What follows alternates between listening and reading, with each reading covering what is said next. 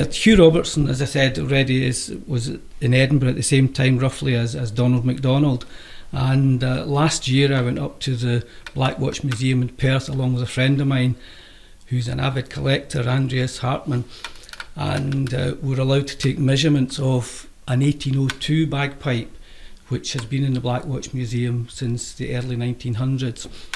And the first thing we noticed was there's a silver plaque on it which says Hugh Robertson 1802, but unfortunately it was on a replacement blowpipe stock. But we're pretty sure the instrument is genuine, and it was a very, very well made instrument.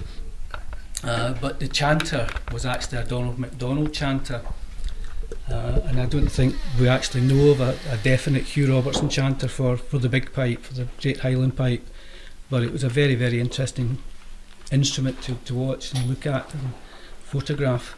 Okay, yeah. I understand now. I've got the camera on MacDougall's section. You're going to talk about MacDougall's. Yes. I'll say, on you go. Right. The MacDougall started in the late 1700s. There were several generations of them, from John, Alan, Duncan and then Gavin. And their work was highly prized. It was very, very well done. And Duncan especially was a very, very good piper. And in actual fact, he made the prize pipe in the 1870s, and he won the competition and was declared the King of Pipers, winning his own instrument. He didn't like African blackwood, which came in towards the end of his time. He preferred using ebony and cocos wood. And the instrument we have here, I think, might be cocos. Okay.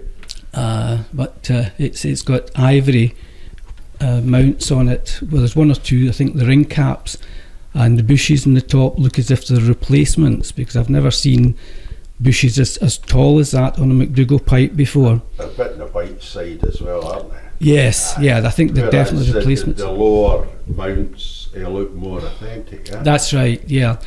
I think possibly they've been raised to try and alter the pitch of the instrument as the pitch has risen over the years. Yeah.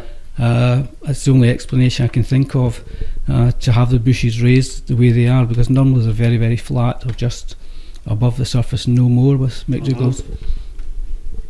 So the let's say top bush on top of the base looks a wee bit better, you know. Yes. As if it's been there for a wee while, but there's the wee insert at the top as well that's much more modern. So somebody's been working at this instrument, unfortunately.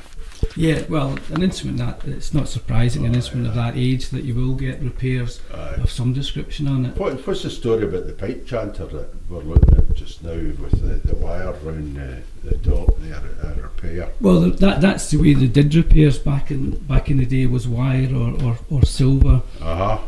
Sometimes they used some sort of sinew or thread to do repairs, because they didn't have the glues and the equipment they have nowadays to fix them. And of course they wouldn't be just the way we do nowadays, just chuck away the chanter and make another one in 5 minutes. So that's right. Well, the chanter came with a bagpipe and more or less stayed with the bagpipe its whole life back then. Okay, the stuff next to it, the three drones are lying down there. What they're early 19th century, but we're not sure who made them. But again, they're made of possibly cocos wood, with ivory and possibly sea ivory mounts. Okay, and the set of pipes next to it? The set of pipes next to it are very interesting. It's John Ban Mackenzie. John Ban Mackenzie was a very, very good piper, and among others he worked for a chap called Davidson of Tulloch, and he was given the task of taking love letters from Davidson, who was a married man, to a young girl in the village. And the last one he was given was asking the young girl to run away with him. However, John Ban fancied the woman himself, and they decided to elope, and he moved down to the Perth area where he got married, and he managed to get himself a job on the Breadalbyn estate. Quite a lad, eh? Yes, he was quite a lad, very tall, handsome man. But the job he got was for a single man, so he had to keep his wife's secret. and everything went well until it was announced that Davidson was coming to visit Taymount Castle. So John Band decided he better tell Breadalbane about this, and fearing he would lose his job, he went ahead anyway, but Breadalbane found it hilarious and allowed him to keep his job, so he carried on. Later on, Queen Victoria visited Taymount Castle, and John Band played for her, and she was so intrigued that she asked him to come and work for her, and he said no, he didn't want to do that. So she asked him where she could find such a fine looking man and such a good piper, and his reply allegedly was, "Ma'am, I fear you would fail on both counts." So he was called the complete piper because he could kill the sheep and make the bag, he could cut the reed, he could turn the pipe, he could play the tune, and he could write the music. He was a very tall, handsome, blonde-headed man.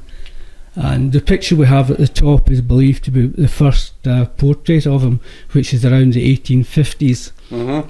And again, that was given to me. A friend of mine, Andreas, managed to procure the picture and sent over a copy of it for us for the museum. Yeah, that's terrific. So the bagpipe here has been made by John Band. It was his own personal bagpipe, and when you look at one or two of the features, they're quite unusual. Yeah. And I think that's purely because it was his own pipe. He wanted something slightly different. Okay, great stuff.